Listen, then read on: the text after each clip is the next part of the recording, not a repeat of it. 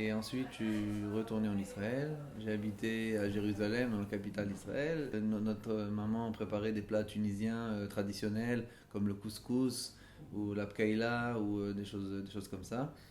Et mon père, comme il est marocain, ma mère aussi a appris à faire des plats marocains, comme le poisson qui est un peu piquant, le poisson marocain, ou les boulettes de viande, etc., des choses comme ça.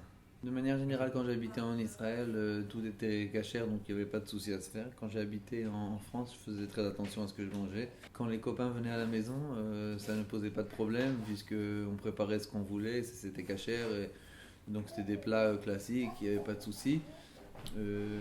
Quand moi j'allais chez des amis, c'était un peu plus problématique.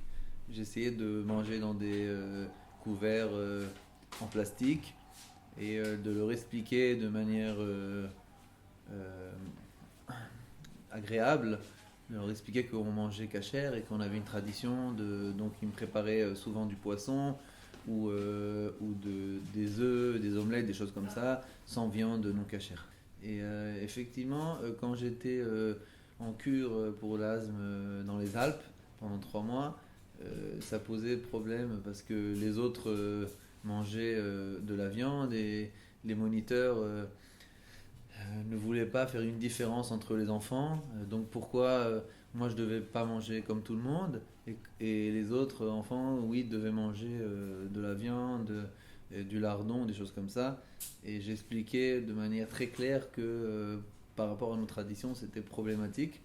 Et j'ai rencontré beaucoup de problèmes et de gens à qui ça dérangeait, des gens à qui ça dérangeait que je mange différemment des autres.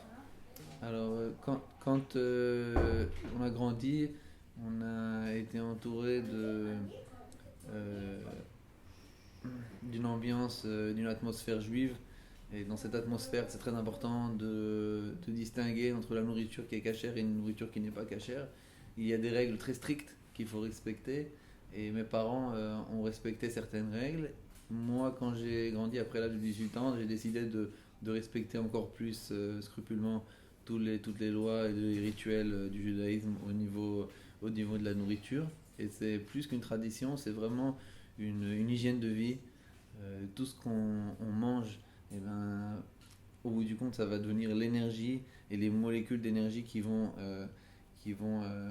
être le fruit de nos actions. Et donc, il y a un lien entre ce qu'on ingurge et ce qu'on mange et les actions qu'on va faire et le comportement qu'on va avoir. Donc, c'est très important de manger sain et de manger des choses qui sont permises. Alors, il y a quelque chose de très curieux dans le judaïsme. On explique que en fait, il y a dans le monde euh, toujours quelque chose qui va être cachère et qui va avoir le même goût que quelque chose qui n'est pas cachère. Il y a aussi un moyen de manger du lait et de la viande ensemble. Si on prend des morceaux de mamelles de vache, par exemple, cela est permis. On pourra contourner ces interdictions en mangeant certaines choses qui ont apparemment, d'après les rabbins, le même goût que la chose qui est interdite. De manière générale, je n'ai jamais senti de frustration à ne pas manger comme tout le monde et ne pas manger de la viande non cachère.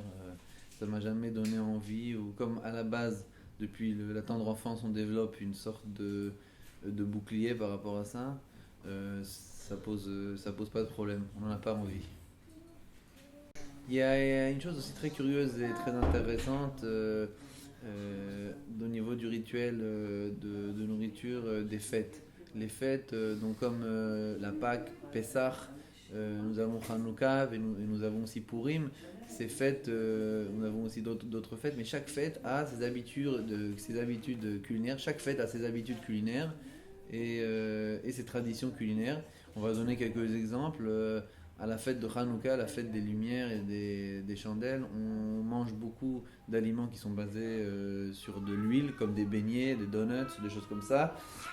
À Purim, on mange ce qu'on appelle les oreilles de Haman. Haman était l'ennemi à l'époque numéro un d'Israël. Et donc on mange, en commémoration de la victoire par rapport à ses ennemis, on mange de la pâte avec du chocolat et des dattes.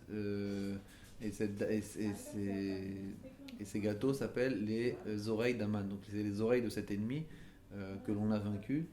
Dans la fête de Pâques, on va donner un dernier exemple, Pessah, nous mangeons des galettes. Ces galettes sont le souvenir de nos ancêtres en Égypte qui étaient esclaves et qui n'avaient pas le temps, quand ils ont fui d'Égypte, ils n'avaient pas le temps de préparer du pain qu'ils levaient avec des ferments, donc ils mettaient de la farine sur des pierres et il avait très peu de temps pour la cuisson et de ce fait il mangeait du pain azim, des galettes, et en se souvenir on mange pendant une semaine, nous mangeons des galettes et voilà, ce sont des exemples de la tradition.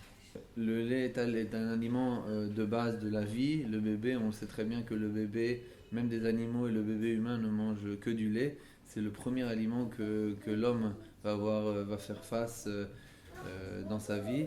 Donc le nourrisson se nourrit du lait. On peut dire que le lait, ça représente la vie, ça représente les forces vitales du monde. Et la viande, on sait très bien que la viande, on arrive avant de la mettre au four, on tue une bête, donc ça représente plus la bête qui est morte, donc plus le symbole de la mort. Et donc le judaïsme dit que on ne peut pas mettre au même niveau la vie et la mort. Donc après avoir mangé de la viande, il faut attendre 6 heures. Et ce temps, c'est le temps qu'on doit prendre pour s'inspirer, comprendre que la vie elle a plus d'importance que la mort et donc elle est au-dessus, et donc ne pas les mettre au même niveau. C'est un principe moral de base qui va être inculqué par les habitudes alimentaires. Et c'est quelque chose qui est récurrent dans le judaïsme. Les habitudes alimentaires, elles vont refléter des principes spirituels et des principes moraux auxquels l'homme doit appliquer. C'est une tradition que j'ai reçue à la maison, que j'essaye de garder et de transmettre aussi également à mes enfants. Le plat israélien typique, j'aurais dit que c'est le falafel. Effectivement, le jour de l'indépendance israélienne, Yom Ha'atzmaut, on a la tradition de manger du falafel, qui est une pita avec du houmous et de la trina. Ces boulettes, et elle est constituée de boulettes, donc ces boulettes sont des boulettes frites de houmous et du pois chiche, et beaucoup d'épices comme le cumin et comme le coriandre. Le houmous, c'est un symbole, on va dire. Euh, il y a, il y a une sorte de guerre entre les différents pays du Moyen-Orient pour savoir qui a inventé le houmous. Les Libanais, il est connu que les Libanais, depuis des années, des centaines d'années, préparent du houmous et du très bon houmous. Et les Israéliens, quand ils sont arrivés en Israël, ils ont été influencés par ces habitudes culinaires qui viennent de Turquie et de Liban. Et je pense que l'inventeur du houmous, c'est le Liban. Je pense que nous avons pris et emprunté cette tradition locale, cette tradition culinaire locale. Et aujourd'hui, c'est un plat très classique, très typique en Israël. Et les gens ont l'habitude de nettoyer le houmous, c'est-à-dire de prendre une pita et de manger avec la pita à la main, de manger le houmous. Et ça s'appelle nettoyer le houmous. Et voilà, je pense que c'est un exemple qui peut refléter, qui peut aussi projeter la paix pour le futur. C'est-à-dire que d'essayer de voir qu'à travers des habitudes culinaires qui sont semblables, on peut trouver des points communs avec les pays qui sont autour de nous, et donc apporter une complémentarité, une sorte de respect mutuel.